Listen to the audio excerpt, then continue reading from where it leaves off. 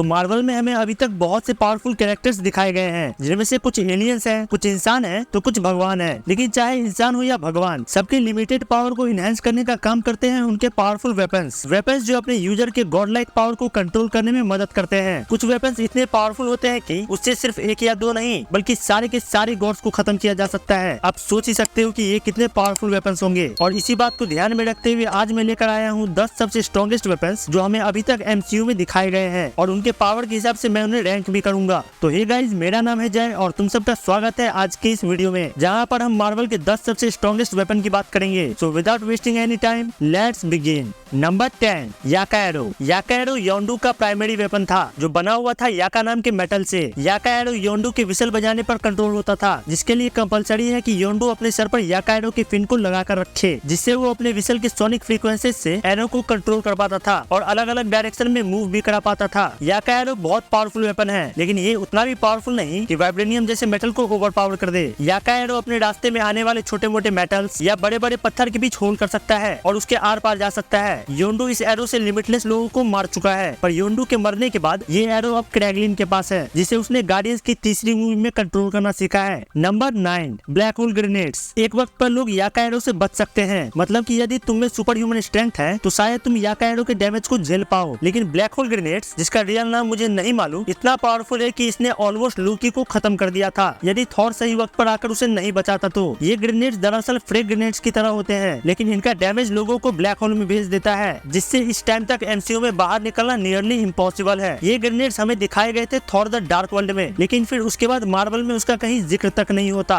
Number 8, double edge sword. मैं पहले इस वेपन को नंबर 9 पर रखने वाला था, लेकिन जो हथियार मार्वल के 3 लेजेंडरी सुपर हीरो को ऑलमोस्ट हरा दे वो ये रैंक डिजर्व करता है। Double edge sword mad titan Thanos का प्राइमरी वेपन था जो बना था उरू मेटल से। तुम्हें मैं याद दिला दूं कि उरू मेटल से ही म्योनिड और स्टॉर्म ब्रेकर जैसे डेडली वेपन बने हैं, और शायद यही रीजन है कि थैनोस बैटल ऑफ अर्थ में अपने स्वॉर्ड से कैप्टन की शील्ड को तोड़ पाया था, जबकि कैप्टन की शील्ड वाइब्रेनियम से बनी थी जो अर्थ का सबसे स्ट्रॉन्गेस्ट मेटल है। लेकिन उरू भी कुछ कम नहीं। MCU में जितने भी मेटल्स दिखाए गए हैं, उरू उन सब में सबसे पावरफुल मेटल है। डबल एज स्वॉर्ड इतना ज्यादा पावरफुल था कि थैनोस जब भी लेकर उसे बैटल में उतरता था वो कभी नहीं हारता था। बस एक दिन उसकी किस्मत खराब थी और उसका सामना वांडा से हो गया। नंबर 7, म्योनिड। म्योनिड उन वेपन्स में से एक है जिसे फैंस किसी कैरेक्टर जितना लाइक करते हैं। म्योनिड एक बहुत पावरफुल वेपन है जो अपने यूजर के पावर को कंट्रोल करने में मदद करता है। म्योनिड को निडावेलियर के बौने मिलकर बनाते हैं एसगार्ड के रॉयल फैमिली के लिए। म्योनिड इतना पावरफुल है कि वो लाइटनिंग स्ट्राइक कर सकता है, थंडर स्ट्राइक कर सकता है। अगर यूजर उसे अच्छी तरह यूज कर पा रहा है तो वो उससे एक जोरदार शील्ड भी बना सकता है, और साथ में म्योनिड अपने यूजर को फ्लाई भी करवा सकता है। म्योनिड को यूजर अपने हिसाब से कंट्रोल भी कर सकता है, मतलब कि वो उसे बिना थ्रो किए ही कहीं भी भेज सकता है। लेकिन म्योनिड की सबसे खास बात ये है कि एसगार्ड के ऑल फादर के द्वारा उस पर इंचेंटमेंट भी किया जा सकता है, जो हमें थॉर की पहली मूवी में देखने को मिला था, जिससे कोई भी इंसान, भगवान या एलियन इसे बिना वर्दीनेस के हिला भी नहीं सकता। बस एक हेला ही ऐसी कैरेक्टर थी जो बिना वर्दीनेस के भी म्योनिड को लिफ्ट कर सकती थी, क्योंकि लगभग 1500 साल पहले म्योनिड हेला का प्राइमरी वेपन हुआ करता था। नंबर 6, गंगनीड। गंगनीड ओडिन और उससे पहले बॉर का सिग्नेचर वेपन हुआ करता था, जो स्टॉर्म ब्रेकर से पहले एसगार्ड का सबसे पावरफुल वेपन था, जिसे एसगार्ड का किंग ही यूज कर सकता है। गंगनीड का अटैक इतना परफेक्ट होता है कि इससे कभी भी कोई निशाना नहीं चूकता। ये म्योनिड की तरह ही उरू मेटल से निडावेलियर के बोनो द्वारा बनाया गया है। गंगनीड को बैटल ऑफ किंग भी कहा जाता है, क्योंकि जिस भी बैटल में गंगनीड का इस्तेमाल होता था वो बैटल उसके यूजर को लगभग जितवा ही देता था। गंगनीड से कंटिन्यूअसली एनर्जी ब्लास्ट भी किया जा सकता है। Number 5, 10 rings. 10 रिंग्स MCU में किस मेटल से बना है ये अभी तक क्लियर नहीं हुआ है, लेकिन ये वेपन मार्वल हिस्ट्री के सबसे मिस्टीरियस वेपन में से एक है। ये पहली बार शैंग-ची के फादर वेनवू को लगभग 1000 साल पहले मिला था, जिसमें कमाल के मिस्टिकल पावर्स हैं। 10 रिंग्स को पहनने के बाद यूजर के पास सुपर ह्यूमन स्ट्रेंथ आ जाती है। ये रिंग्स इतने पावरफुल है कि ये बुलेट्स को भी डिफ्लेक्ट कर सकते हैं। इससे एनर्जी ब्लास्ट किया जा सकता है, एनर्जी शील्ड क्रिएट किया जा सकता है, लॉन्ग जंप किया जा सकता है, और मोस्ट इंपोर्टेंट, इस रिंग का यूजर अपनी एजिंग को रोक सकता है। यानी जो भी इस रिंग को पहनेगा और जब तक उसे पहन कर रखेगा वो तब तक इमॉर्टल रहेगा। 10 रिंग्स की हेल्प से सू वेनवू ने अनलिमिटेड बैटल्स को जीत रखा है। 10 रिंग्स से इंस्पायर होकर ही उसने अपनी ऑर्गेनाइजेशन का नाम 10 रिंग्स रखा था। जैसा कि मैंने कहा कि 10 रिंग्स मार्वल हिस्ट्री का सबसे मिस्टीरियस वेपन है, क्योंकि शैंग-ची के पोस्ट क्रेडिट सीन में हमें दिखाया जाता है कि 10 रिंग्स कहीं मैसेज भेज रहा है, जिस वजह से हमें मालूम चल गया कि 10 रिंग्स का आगे आने वाली मूवीज में बहुत बड़ा रोल होने वाला है। Number 4, Twilight sword. ये स्वॉर्ड सर्टर का वही स्वॉर्ड है जिससे सर्टर ने एसगार्ड को डिस्ट्रॉय किया था। जिसको नहीं मालूम उसे मैं बता दूं कि सर्टर मुस्फलहेम का राजा था, जो पोजेस करता था इंटेंस हीट और इंटेंस फ्लेम को, और उसकी ट्वाइलाइट स्वॉर्ड उसके पावर को कंट्रोल करने में उसे मदद भी करती थी। मतलब कि सर्टर इस स्वॉर्ड से फायर ब्लास्ट कर सकता था, जबरदस्त फायर अटैक कर सकता था और एसगार्ड जैसे जगहों को डिस्ट्रॉय भी कर सकता था। थॉर अपनी पूरी पावर लगाकर भी हेला को नहीं मार पाया था, लेकिन सर्टर अपने स्वॉर्ड के सिर्फ एक अटैक से ही हेला का नामो निशान मिटा देता है। ट्वाइलाइट स्वॉर्ड इतनी ज्यादा पावरफुल है कि कॉमिक्स में सर्टर एक बार इसका यूज करके पूरी गैलेक्सी को ही उड़ा देता है। नंबर 3, स्टॉर्मब्रेकर, एक ऐसा वेपन जो एसगार्ड का सबसे स्ट्रॉन्ग वेपन कहा जाता है, जो इतना ज्यादा पावरफुल है कि थैनोस विद 6 इन्फिनिटी स्टोन को भी ये अच्छी खासी टक्कर दे देता है। स्टॉर्मब्रेकर को एसगार्ड के राजा के लिए बनाया गया था, जो बना है एक न्यूट्रॉन स्टार के फुल फोर्स से। स्टॉर्मब्रेकर बाइफ्रोस्ट को भी समन कर सकता है, ब्लू फ्लेम से अटैक कर सकता है और जोरदार लाइटनिंग स्ट्राइक भी कर सकता है। स्टॉर्मब्रेकर इतना ज्यादा पावरफुल है कि ये थैनोस के वॉरशिप को 2-3 अटैक में ही पूरी तरह डिस्ट्रॉय कर देता है। इस वेपन का हैंडल ग्रूट के हाथ से बना था और जैसे ही ये वेपन रेडी हुआ था, थॉर बाइफ्रोस्ट को समन करके बैटल ऑफ वकांडा में जोरदार एंट्री मारता है। स्टॉर्मब्रेकर के ऊपर कोई इंचेंटमेंट नहीं करी गई है, इसलिए इसे कोई भी पावरफुल पर्सन उठा सकता है, लेकिन चूंकि ये एसगार्ड के किंग के लिए बनाया गया था, इसलिए इसके पावर्स को कोई अदर पर्सन यूज नहीं कर सकता सिवाय गॉड की बेटी लव के, जिसे पावर मिली है एटर्निटी से। अब जब गॉड की बात हम कर ही रहे हैं तो बात करते हैं उसके अल्टीमेट वेपन की। नंबर 2, नेक्रोसॉर्ड। नेक्रोसॉर्ड सिम्बियोट्स के गॉड नल का वेपन है और कॉमिक्स में नेक्रोसॉर्ड पहला सिम्बियोट्स भी होता है, जो इतना पावरफुल था कि गॉड जो नेक्रोसॉर्ड का यूज कर रहा था वो उस वजह से इतना पावरफुल हो गया था कि उसे हराने के लिए 3 अलग अलग टाइमलाइंस के थॉर को असेंबल होना पड़ा था, जिस बात से आप अंदाजा लगा सकते हो कि कॉमिक्स में नेक्रोसॉर्ड कितना पावरफुल वेपन है। लेकिन एमसीयू में हमें नेक्रोसॉर्ड सिम्बियोट्स के फॉर्म में नहीं बल्कि एक मेटल के फॉर्म में दिखाया गया है। एमसीयू ने नेक्रोसॉर्ड की इज्जत रख ली और उसे एक पावरफुल वेपन दिखाया है। नेक्रोसॉर्ड इतना ज्यादा पावरफुल है कि उससे सारे गॉड्स को मारा जा सकता है, सारे के सारे गॉड्स को। तो आपको पता चल ही गया होगा कि नेक्रोसॉर्ड कितना पावरफुल वेपन है। Number 1, infinity gauntlet with 6 infinity stones. No doubt infinity stone list में दिखाए गए हर एक वेपन को बीट कर सकता है। सारे इन्फिनिटी स्टोन अपने आप में ही बहुत ज्यादा पावरफुल हैं। टाइम स्टोन की हेल्प से यूजर किसी को टाइम लूप में फंसा सकता है, तो पावर स्टोन का यूज करके पूरे प्लेनेट को ही डिस्ट्रॉय किया जा सकता है। लेकिन इन स्टोन का ट्रू पावर हमें तब देखने को मिला था जब 6 इन्फिनिटी स्टोन को एक साथ एक गॉन्टलेट में फिट किया गया था। 6 इन्फिनिटी स्टोन्स के असेंबल होने के बाद ये गॉन्टलेट अपने यूजर को ऐसे ऐसे पावर दे देता है जिससे वो कुछ भी कर सकता है। वो चाहे तो सबको धूल बना सकता है या फिर पूरे यूनिवर्स को डिस्ट्रॉय करके एक नया यूनिवर्स बना सकता है। लेकिन सारे इन्फिनिटी स्टोन को एक साथ संभाल पाना और उसके पावर को यूज कर पाना कोई आम बात नहीं होती। यहाँ तक कि कुछ लोग एक इन्फिनिटी स्टोन को छू भी नहीं सकते। यदि वो ऐसा करने की कोशिश करते हैं तो उनके साथ कुछ भी हो सकता है। तो दोस्तों ये था एक लिस्ट मार्वल के सबसे डेडलीस्ट वेपन का। आप कमेंट में बताना कि आपका सबसे फेवरेट वेपन कौन सा है, और यदि आपको हमारा ये वीडियो अच्छा लगा हो तो वीडियो को लाइक करके चैनल को सब्सक्राइब कर देना। मिलते हैं नेक्स्ट वीडियो में।